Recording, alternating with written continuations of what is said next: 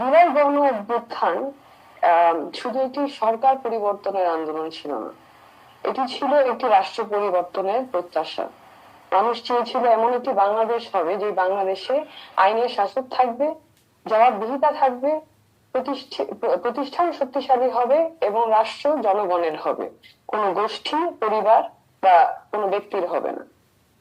তো এখন 2 বছর পেরিয়ে গেল।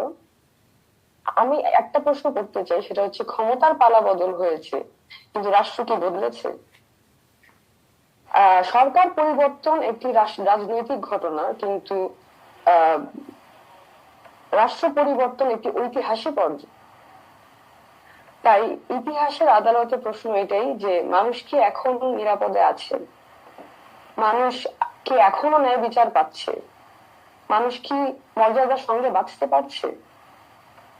তো এই প্রশ্নগুলোর যথাযথ উত্তর যদি আমরা দিতে পারি, তাহলে আমি মনে করব যে জুলাই যুদ্ধ সফল হয়েছে, জুলাই গণ অভ্যুত্থান সফল হয়ে গেছে। আর যদি এখনো আমরা এই ব্যাপারগুলো নিয়ে অনিশ্চিত থাকি, তাহলে আমাদের বুঝতে হবে যে আমাদের কাজ এখনো অনেক বাকি আছে, অনেক কাজ করা এখনো বাকি আছে।